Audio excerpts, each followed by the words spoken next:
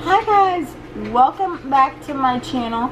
If you're new here, I have cerebral palsy and I also have service dog, and I make videos about both those things. So if you like disability awareness content and service dog handler content and all that jazz, then please go ahead and subscribe, because over here it's pretty wild. Being a teenager with a disability gets really interesting. So if you like that, you can go ahead and subscribe. I'm going to put kind of a no boys allowed warning in this video, because we are going to be talking about Aunt Flo, the Red Sea, your monthly visitor. Whatever you want to call it, we're going to be talking about it today. So I never thought that I would come on here and talk to you guys about my period. Not that I was ashamed, because every woman goes through it. It's a thing, you know. It's actually a beautiful thing, because it's what causes us to eventually be able to have children. Like I said, TMI. But anyway, I wanted to help those of you guys out here who have disabilities, and you know, having a period looks different for us and how we manage it. And I also want to be kind of a big sister figure to those of you who are young teenagers, maybe about to start your period, going through puberty, and you have a disability and you're scared of how it may affect you. So I want to do this video for the sake of you guys, but hold on. For reference, I have spastic cerebral palsy, which is a motor and neurological disability. Well, it's a neurological disability that can affect, and for most of us, actually pretty much all of us, it does affect our ability to move and, you know, stuff like that. And I have a spastic CP, so that's the point of view I'm coming from. My doctor told me when I was a teenager that people with cerebral palsy are usually late bloomers. So yeah, I did not get my period until I was just shy of turning 15. My town actually went through a catastrophic hurricane. It was my town and the surrounding areas, and I was like a later bloomer. Like I said, I had no idea that I was gonna get my period for the first time, because I obviously was a first timer. You know, I didn't have very much knowledge of the early signs. I knew what a period was, and I knew, like, oh, you get it, it'll last like 4 to 5 days, you put a pad in, whatever. I knew all that stuff, but I didn't know the signs that a period is about to start, so keep that in mind. So I woke up on the Wednesday morning after the hurricane, and I felt something a little bit, I don't know how to describe it, but it was just a little wet, like something had came out. And I know this is so much TMI, so like if you're triggered by that, then please click off or whatever. But I'm being honest, for all women out there, I'm just being honest, okay? So I was like, Mom, I thought, me being like naive about what was going on, I thought maybe I just have to pee, you know. I just woke up first thing in the morning. I'm literally laying there on an air mattress, okay? There's like 10 other people living in my house. So I tell my mom, like, I gotta go to the bathroom. And, you know, living with a disability, you can't take yourself to the bathroom. So she had to come, pick me up, get me, and we went into the guest bathroom. And so, I don't why I had to specify that it was the guest bathroom, but anyways. So we went in there and my mom pulled down my pants and she was like,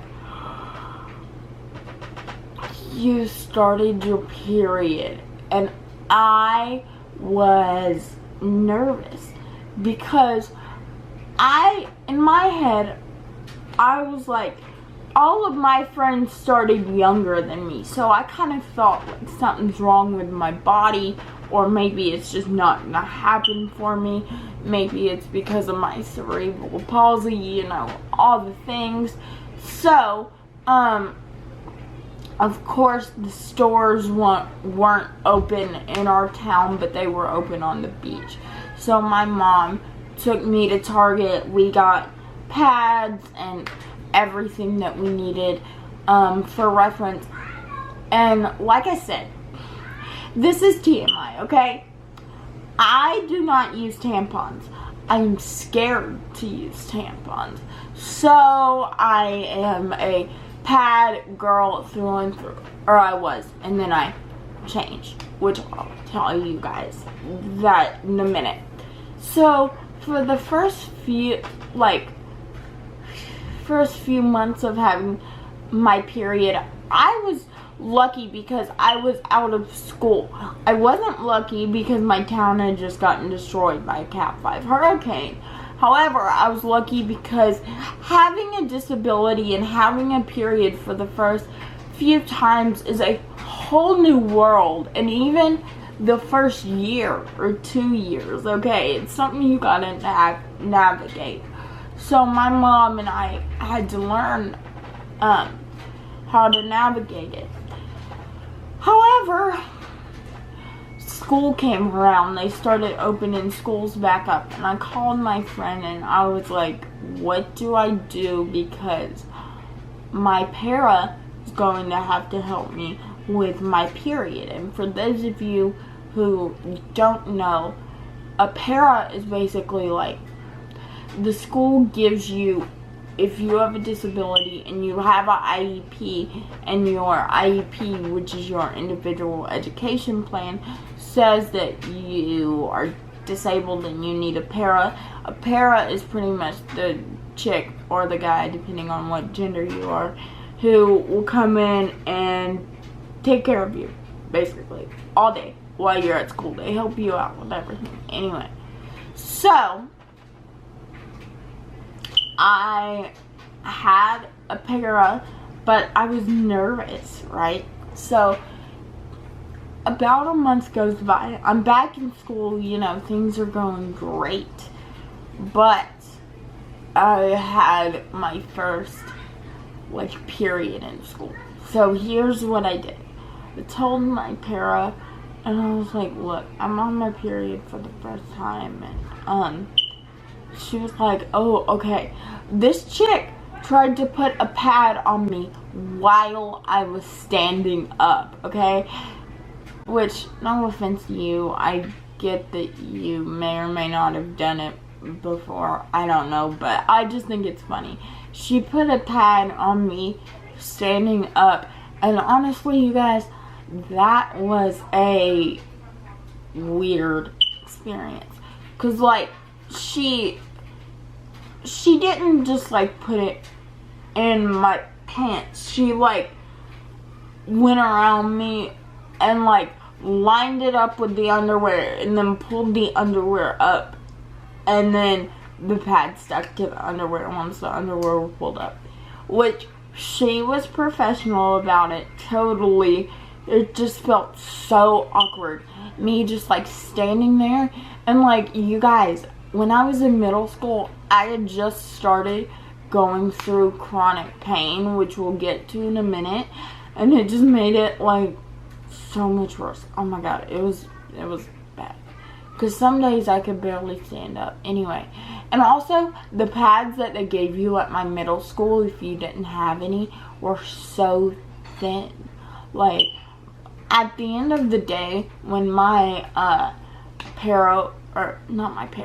when Dawn would check me, if I was on my period and I just came home from school and I didn't take any pads with me that day, or I forgot or something and I wasn't prepared and I had to get a pad from the nurse's office, Dawn would look and sometimes the little bitty pad was not even like in the right spot in my underwear at all. They were like, okay, these pads were like not even a panty liner. Okay, it was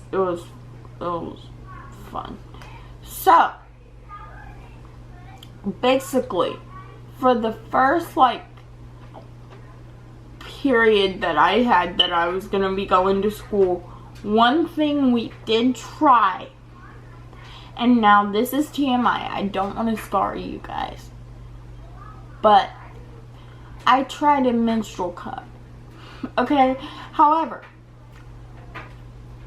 I have overtone in my legs, which means my muscles are tight. So Dawn had to help my mom put it in, if you will. So Dawn's basically she's my nanny. I call her my second mom anyway. So she tried to get it in, but of course my legs were too tight and it hurt so bad. So then I was like, I'm gonna wear like pads to school and blah blah blah. Well, then I would leak through the pads when I was at school, and so then what we did was I started wearing like the Depends, like basically adult diapers, and then I had been wearing those for like a year. And then, like, literally last month, I found it was basically the same thing, but it was period underwear. And now, those were amazing for me because they're less flimsy than adult diapers. So it's easier for my mom to get it over my leg if my leg is stuck and she's trying to put a period panty on me. When I was using the adult diapers, sometimes they would rip because my leg was like stuck while I was trying to stand up. And but that is the products I use to help me, is my